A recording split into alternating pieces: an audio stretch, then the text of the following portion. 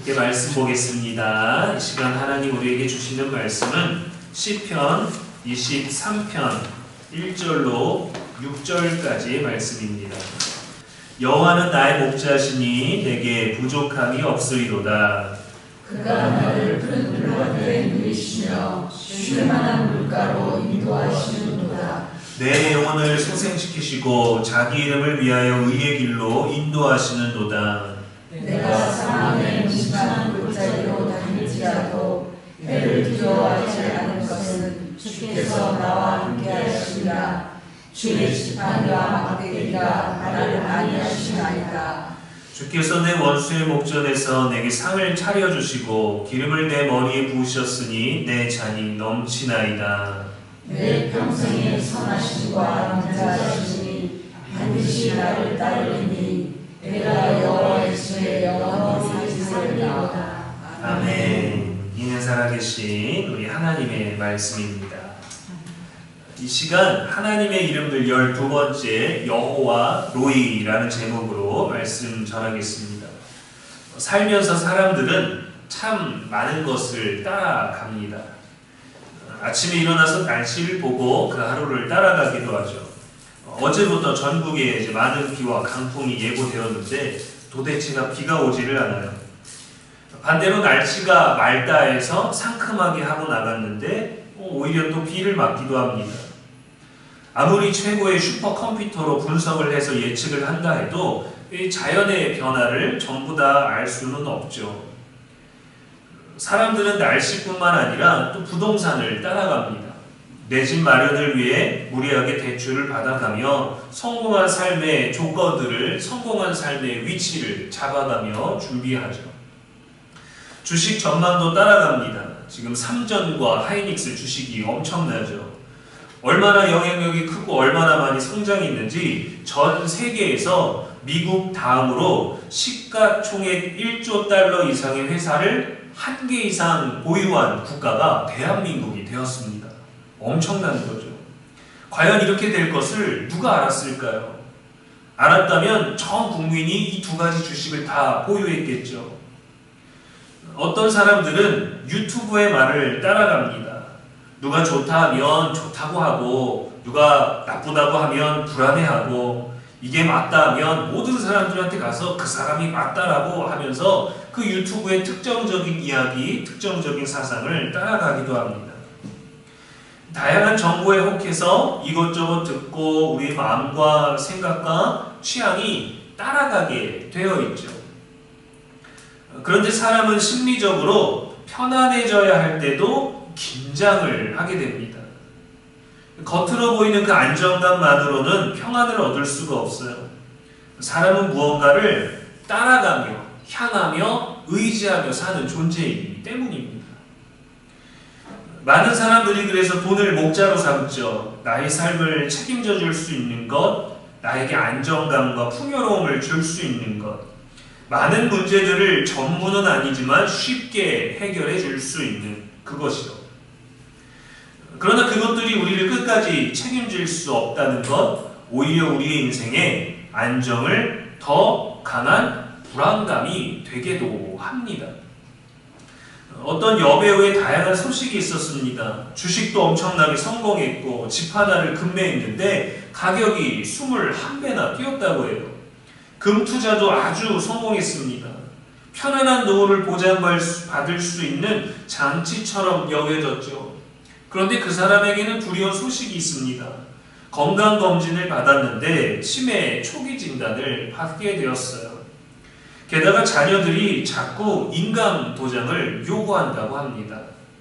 열심히 재테크해서 연예계에 큰 손이 되었고 누군가를 좋은 성공하는 투자로 이끌어 줄 수 있는 그러한 사람, 그러한 자리, 그러한 경력, 그러한 경험이 생겼지만 치매 진단을 받아서 이제 자기 앞길도 자신이 살아온 삶도 책임질 수가 없게 되었어요. 자신의 안정감이 되어줄 것 같았던 그 큰 재산들은 이제 자녀들의 먹잇감이 되었습니다. 돈이 있어도 자기 인생 하나를 붙들 수 없는 존재예요. 과연 무엇을 따라왔던 걸까요?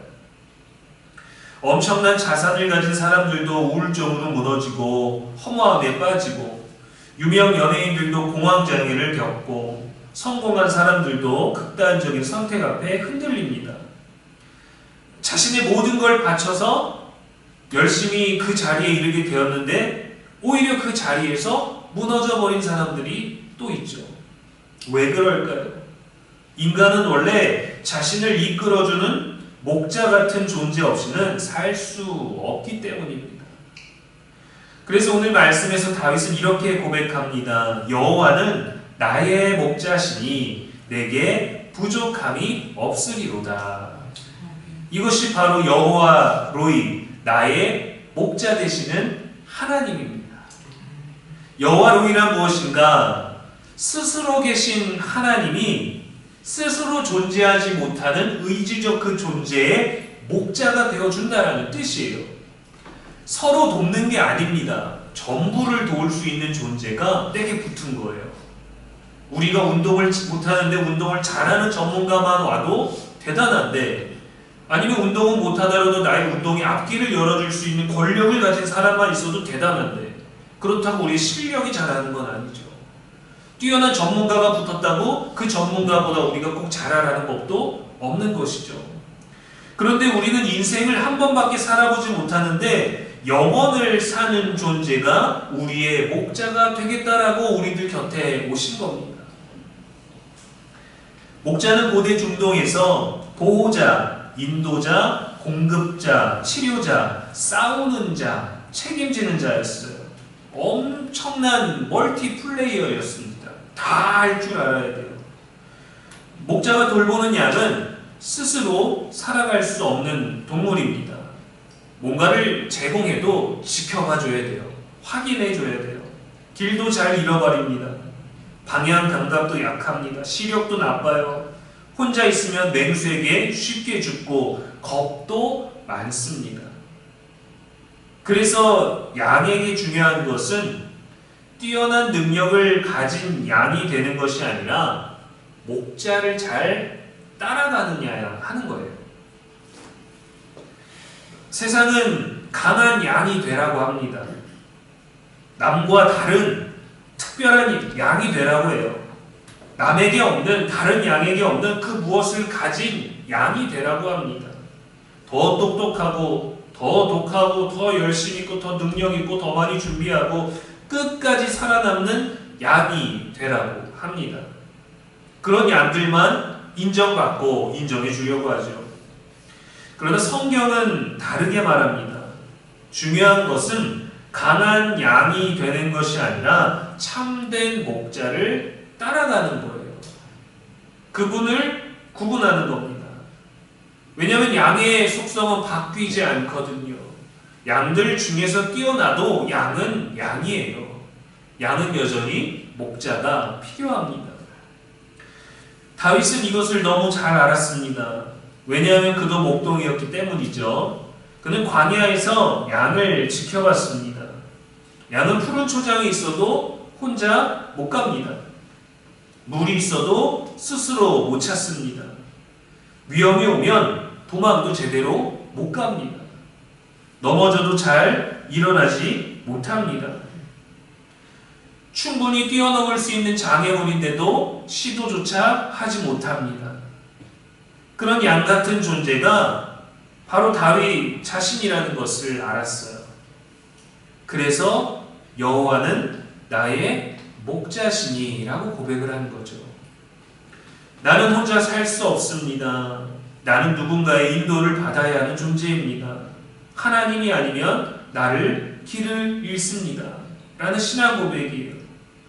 양을 다루면서 내가 좋은 목자이구나, 나는 목자의 재능이 있구나, 나는 목자로서 참 책임감도 있고 성실하게 잘하는구나가 아니라 내가 돌보고 있는 양을 보니까 그 양을 돌보고 있는 나도 양이라는 걸 알았던 거죠. 8형제 중에 막내인 그 집안에서 인정받지 못하고 아버지한테 사랑받지 못해서 홀로 나와서 광야에서 양을 쳐야만 했던, 그러면서 양을 돌보기에 목숨을 걸고 물맷돌을 던지며 곰과 사자와 싸워야만 했던, 그러나 자신이 살아남았던 능력이 아니라 여호와께서는 나의 목자가 되어주셔서 내가 이 양들의 목자로서도 살 수 있다라는 것을 알게 되는 거죠. 사람은 대부분 내게 재능이 있다면 그것으로 나를 특별하게 여기기도 합니다. 어떤 아이 상담가에게 많은 사람들이 물어요. 우리 아이가 그림을 그렸는데 너무 잘 그려요. 이거 혹시 재능이 있는 거 아닙니까? 혹시 가능성이 있는 거의 영재 아닙니까? 그런 질문들을 하는 자체는 영재가 아니라는 거예요. 혹시나 하는 마음에 우리 애가 달리기를 시켜본 적이 없는데 반에서 1등을 했어요. 얘 육상을 시켜야 될까요? 전혀 아니라는 겁니다. 재능이 뛰어난 사람은 그냥 말이 필요가 없다라는 거죠.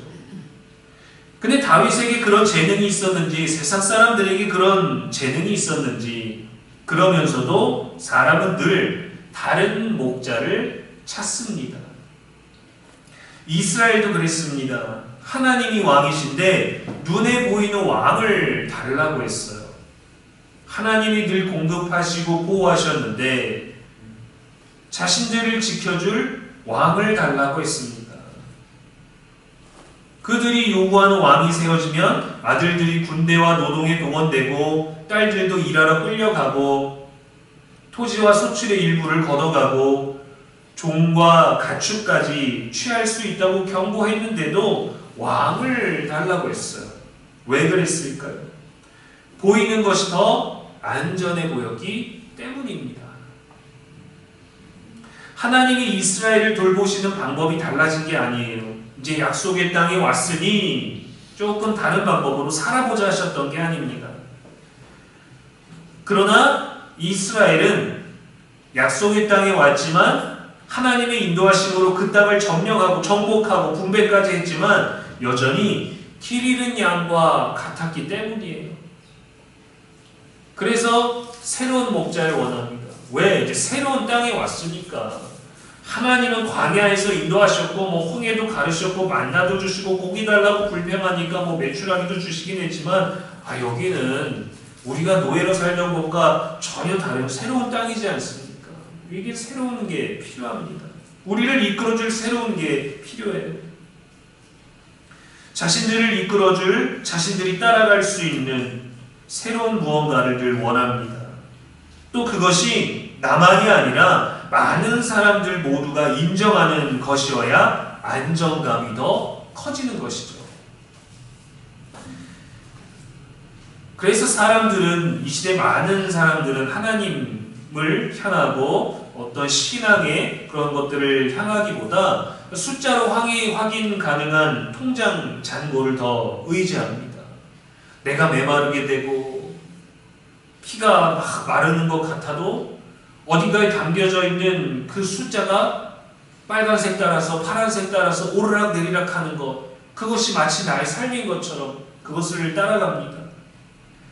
통장 잔고에 있는 모바일에서 확인할 수 있는 단위가 그 숫자가 높을수록 만족감은 크지만 신기하게도 불안도 커지는 거예요. 예전에 어떤 사람이, 제가 사역했을 때 사업하시는 분이 너무도 힘든 인생을 살다가 사업으로 성공을 하고 또 재능도 있으시고 수완도 있으셔서 잘 하셨는데 너무도 가난하게 살고 사람을 잘 신뢰하지 못하니까 장롱 하나를 만들어서 그 장롱에다가 이제 현금, 금고는 아니고 거기다 현금을 싸놓는 거예요. 5만 원짜리가 안 나왔을 그 당시. 만 원짜리를 탁 싸놓고 아침마다 그걸 열고 만족감을 느끼고 집에 와서 돌아서 또 그거를 열어보신다는 거예요. 만족감을 느끼는 거죠. 근데 만족감을 느끼는데 동시에 늘 불안감이 있다는 거예요. 내 자식들이 이거 하나씩 들고 갈까봐, 내 아내가 이거 자기 다른 사람들 꺼내서 줄까봐, 손님이 왔다가 한 뭉치 가져갈까봐, 그 불안감 때문에 메일을 열어보지만 메일을 가족들도 의심을 하니까 잠가놓는 거예요. 그러다 결국에는 금고를 사야 되겠다라는 고민까지 가셨습니다. 그분은 신앙도 있으셨지만 돈을 따라가시는 분이었어요. 시원하게 쓸 줄 아셨지만 늘 불안감도 안고 사신 분이셨습니다. 우리가 세운 목자는 결국 나의 무언가로 세워진 것이기 때문에 내가 나를 책임 못 지는데 내가 이룬 것들이 나를 책임져 줄 수 있겠어요? 내가 이룬 것을 내가 책임지는 것이지, 내가 번 돈을 내가 관리하는 것이지 돈이 나를 관리해 주는 게 아니지 않습니까? 좋은 회사에 힘들게 들어갔어도 회사에서 열심히 일할 때나 그렇지 회사는 직원을 끝까지 책임지지 않습니다. 그 회사를 나가서 그 다음 길은 책임지지 않아요. 군에 건장한 아들들을 보내지만 군에서도 장병들을 머문 기간에 끝까지 책임지지 않습니다. 17년도에 국방부 산하기관에서 국가에 대한 이 충성심을 좀 이렇게 고조시키기 위해서 순국선열과 애국지사라는 걸로 사행시 행사를 했었어요. 그런데 오히려 그 사행시로 엄청난 팩폭, 비판을 받았습니다. 누군가 애국지사로 이러한 사행시를 지었어요. 애들이 혹으로 보이지, 국가의 부름엔 우리 아들, 지병을 앓고 누워버리면 남의 아들, 사망하면 누구세요? 이런 것들로만 나오니까 국방부에서 한 달 만에 이 행사를 없애버렸어요. 입대를 장려하면서 군에 보냈지만 책임은 회피되는 특정 사건 때문에 오히려 역효과를 거두었죠. 아주 강한 특수한 이 조직도 사람 하나를 온전하게 책임지지 못합니다. 물론 특정 집단이기 때문에, 밀폐된 집단이기 때문에 그럴 수도 있겠지만 또 우리 사람, 특히 가족, 부부간에도 서로 협력하고 의지하고 신뢰하는 존재이지 온전히 책임져주는 존재는 될 수 없어요. 내가 남편을 따라가고 아내의 조언을 따라가고 자녀가 부모를 따라가고 부모가 힘을 입어서 자녀를 따라가게 되는 그때에도 서로를 책임져 줄 수는 없는 겁니다. 부모는 자녀를 끝까지 책임질 수 없고 부모는 늙어서 오히려 자녀의 돌봄을 필요로 하죠. 부부는 서로 함께하지만 끝까지 함께할 수는 없어요. 있는 동안에 잘할 수는 있겠죠. 서로 살아날 수는 있어도 서로의 인생 전체를 책임질 수는 없습니다.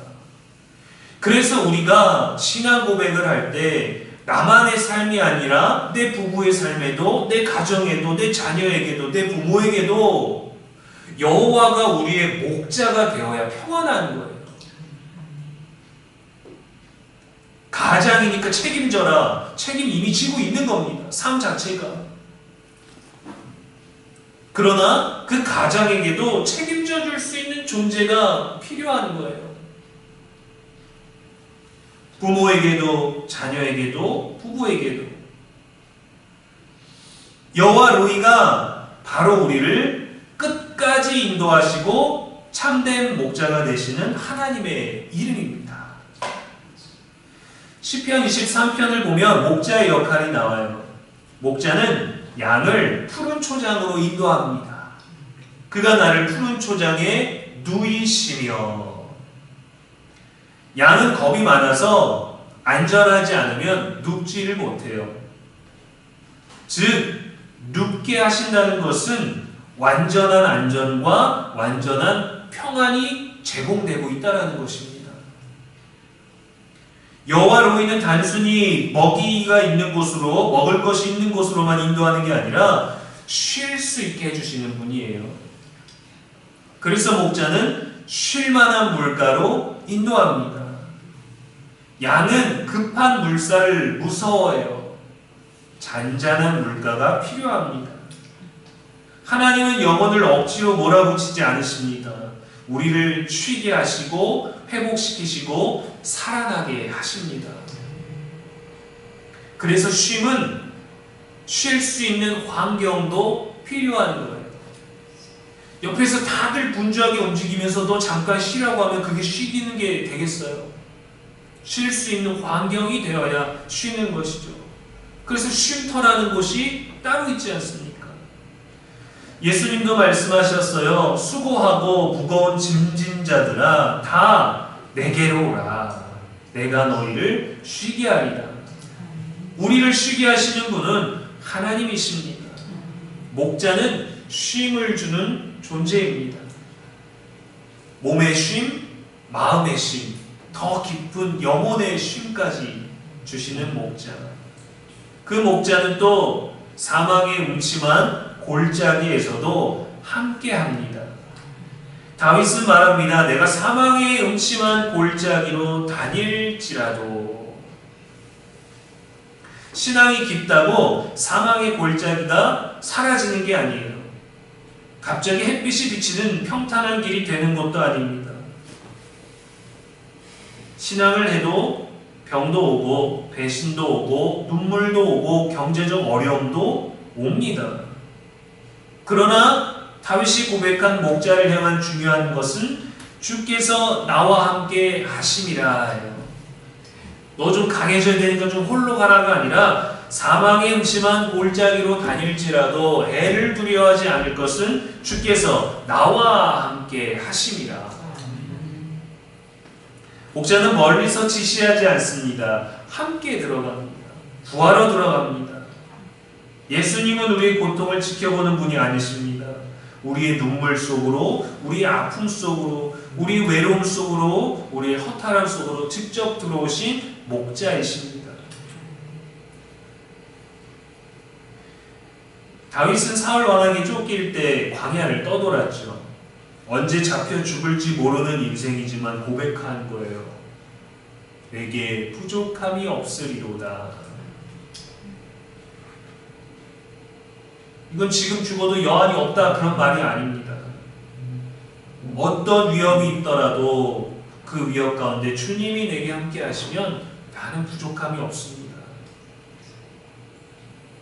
왕이 모르는 동굴에 있어서 왕이 넘을 수 없는 성벽이 있어서가 아니라 주님이 나와 함께 하시기 때문에 성벽이 없는 그곳에 함께 하시는 목자, 이곳에서 나를 인도하시는 주님.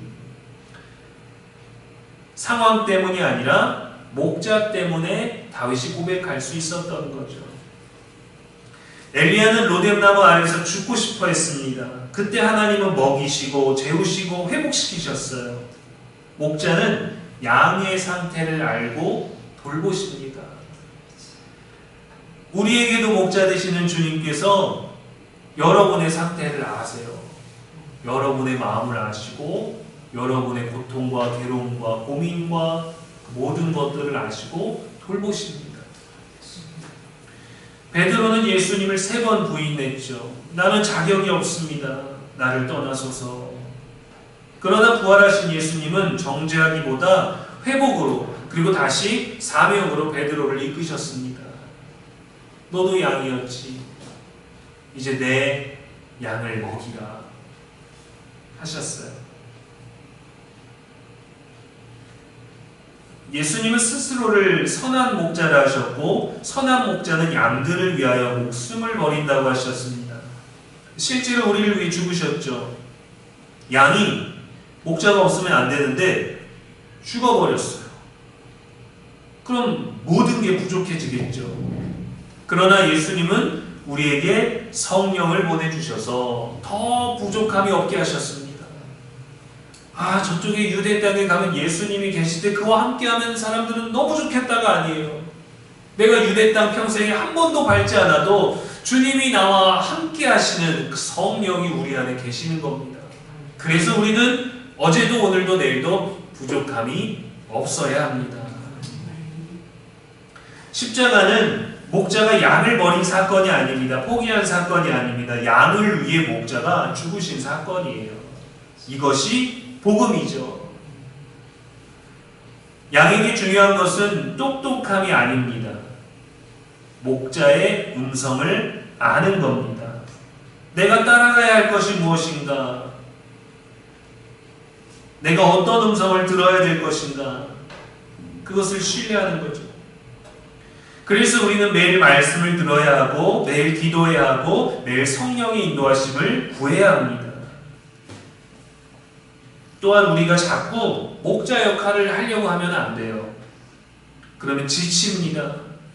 그래서 성공한 사람들, 높은 자리에 인기 있는 자리, 영향력 있는 자리, 스캔들 하나도 없는 그런 사람들 다 대단한 게 아니라 철저하게 자기 관리들을 하는 거죠. 거기에서 실수 하나만 한다면, 과거에 잘못된 이력 하나만 있다면 그냥 무너집니다. 그리고 자기 관리도 스스로 버틸 수 없어서 각 분야마다 모든 전문가들을 붙이는 거 아니겠어요? 그런데 그렇게 해도 사람은 지쳐요. 그래서 양이 목자 역할을 하려고 하면 모든 것들이 혼란스러워집니다. 사랑하는 여러분, 우리는 다 양과 같습니다. 우리가 양이라는 것을 인정해야 돼요. 우리가 양이라는 것을 인정한다는 것, 나는 눈도 나쁘고 건강도 나쁘고 겁도 많고 뭐 앞에 있는 것도 뛰어넘기 싫고 그냥 누가 나를 좀 편한 대로 데려가 줬으면 좋겠고가 아니라 내가 양인 걸 인정해야 주님이 필요하고 주님이 나의 목자가 되셔서 그분을 신뢰하는 것이 참된 인생을 산다는 것을 그걸 알아야 되는 거죠. 그분을 인정하는 게 바로 내가 양인 거를 인정하는 겁니다. 그래서 우리는 잘 가는 것 같아도 성경 말씀대로 각기 제 길로 갑니다. 그 길이 실패의 길이 아니길 바라면서 버티면서 갑니다. 그런 우리의 인생에 하나님 말씀하시죠. 나는 여호와 로이 너의 목자다. 깊은 어둠의 골짜기에서도 내가 너와 함께하며 내가 너를 지키겠다 하십니다. 이 말씀 자체가 우리에게 위로가 돼야 돼요, 여러분. 이게 유효한 말씀이 되어야 됩니다. 그냥 한 번에 그래 내가 좀 힘들었으니까 이런 말씀이 듣고 싶었어가 아니라 실제로 하나님이 그렇게 역사하신다라는 걸 믿어야 돼요. 왜냐하면 목자는 양을 포기하지 않습니다. 우리가 넘어져도 찾으시고 도망가도 부르시고 길을 잃어도 데려오시고 다쳐도 품으시고 메말라도 살리십니다. 그래서 내가 너무 부족한 존재라고 생각할 필요 없어요. 그래서 내가 너무 대단한 존재라고도 자만할 필요 없어요. 우리는 다 목자가 필요한 양입니다. 그래서 우리의 평안은 환경이 아니라 목자에게 달려있는 거죠. 목자가 함께 하시기 때문에 우리는 살아갈 수 있는 겁니다. 그러므로 목자의 음성을 따라 부족함이 없는 삶을 고백하는 저와 여러분 되기를 주님의 이름으로 축원합니다.